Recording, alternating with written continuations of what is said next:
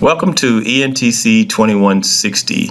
In our last session, we talked about dimensioning your floor plan, and we looked at interior, exterior dimensions, and they're pretty consistent. Today, we want to talk about, once you have your floor plan completed and you know the walls in the right place, you have all your doors and windows where they need to be. Now we're going to talk a little bit about putting in your electrical symbols, because that becomes very important. And so, again, for starters, we want to make sure that we go through this process pretty accurate. And so in order to focus specifically on the electrical, I've already gone in and drawn the plan, the one that you're probably familiar with because we used this in our last session. So this is what we have here. Now we want to do the electrical. So in order to get to the electrical symbols, you want to go to Insert. Again, your tools, as you can see at the top, select Electrical Insert. Then you want to go to your Design Center. Once you do your Design Center, just follow it up with Design Center here, and you will have this. Now, when you first pull this up, it might look a little confusing because you're not really sure where your electrical is located. Now, we have a lot of things in our metric that we will use later on, and we'll talk about it later on. But for today, we're going to use Imperial.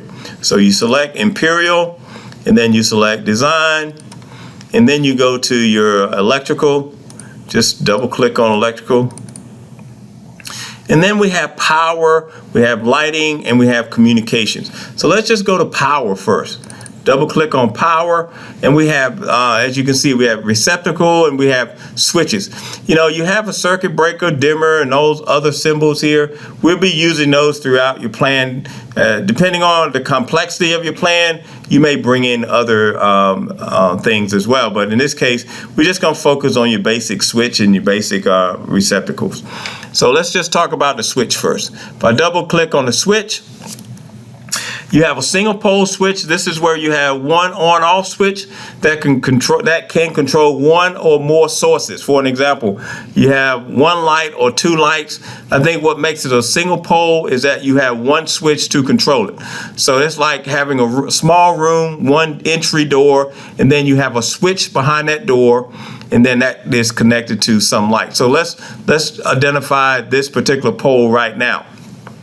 There's also a dimmer. So if you have a single pole, again, or a room with one entry, and you want the light to be a dimmer or the switch to be a dimmer, you can select this. Therefore, when your electrical contractors, are putting all your electrical in, they know that they're looking for a specialized switch.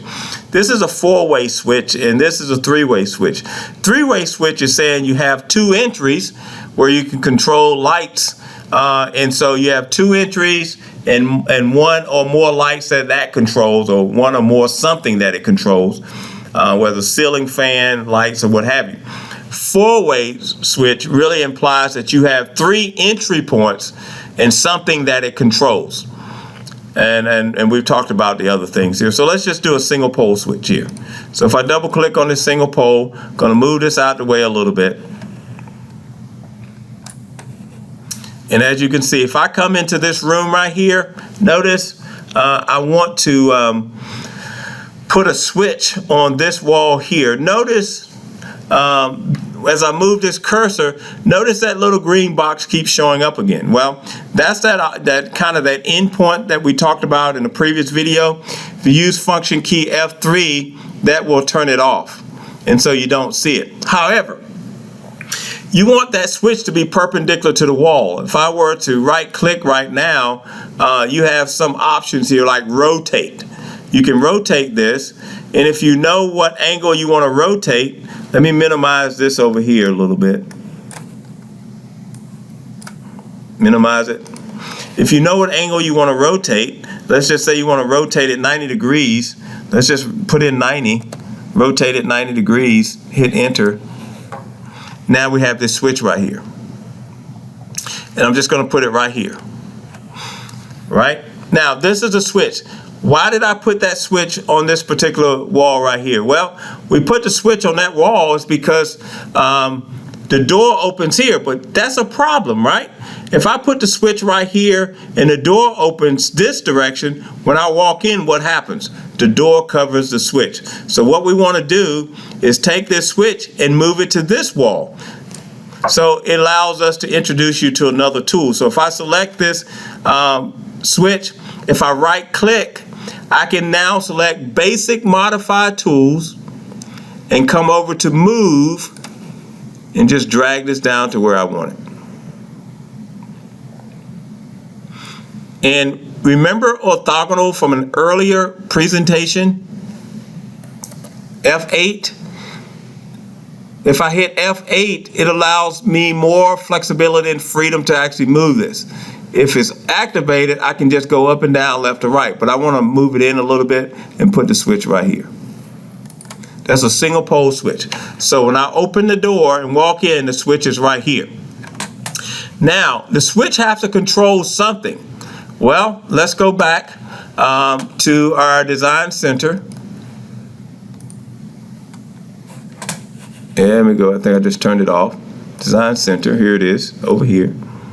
That's a switch. I'm going to go back and I want to do a receptacle. And if we're doing like a range or a stove or something like that, it's going to be 220. But for a basic receptacle, which is the 110, I'm going to select that, minimize that, and I'm going to put that in this room as well, put multiple ones. This also should be perpendicular to the wall, so I need to rotate this as well. So I'm going to right click and go to rotate. And again, you can do 90 degrees. You can also do negative numbers as we mentioned before. So I'm going to put this on this wall here. And you go through the same process. And so if I want to put one over here on this wall, you can put one here. If you want to put some on this wall, you have to rotate this. In this case, the way it's set up now is 180 degrees, and then you can put it on this wall, or 90 degrees if you want to put it over here. So let's rotate this again and let's do 90 degrees. Let's just do 180. And we can put it here. We can put it here. So now we have outlets in this room, but this switch is still here and we're not really sure what it controls. So let's put something in here that we can control. So if we come here, I go back and let's go back here again, communications. I want to do the communications. Let's see here, lighting. Let's do lighting, and let's find let's do incandescent lighting in this case. And I'm going to just do a basic ceiling light. So select that ceiling light, minimize, and I'm going to put that right here in the middle. Put it right in the middle. And so now I have to show the relationship between this light fixture and this switch. And the way we do that is by using dashed lines. So we can go back to some of our basic tools. If I go to home, there is no particular icon that will let you go to an electrical line back when we were back in our insert here. When we're back in the insert design center, you're not going to be able to find a line that's going to do that. So what we have to use are our basic lines that we would normally use to draw everything else, and just make sure that they're dashed lines. So if I go back to home, I choose a line. The type of line that I want to use in this case is going to be a spline line. I'm going to put the line in first just as it is, and then we're going to talk about what we need to do to change it. And now I'm going to right click, hit enter. Now the point I want to make now is that anytime you have a switch and you have something that is controlling, the line always have to be dashed. Always have to be dashed. It's not a solid line. Electrical lines are dashed lines. So that's why I put it in a solid line, so I can emphasize that this line should be dashed. So I'm going to select it now, kind of after the fact, right click, go to my properties dialog box, because I want to show you this. And you should be able to find like line type. In this case, it's line type. So if I select this line type, there's like dashed lines right here. And I'm going to select this hidden line or dashed line right there. Hit escape.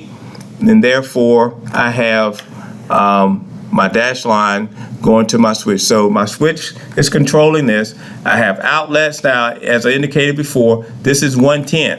If we had a range or something else that needed 220, then we have to change the kind of outlets that we have in our room. You should be able to use these and be able to go through each room based on what you have and be able to outfit all of your electrical outlets. So again, thank you for joining in and learning how to install your electrical symbols for your electrical plan.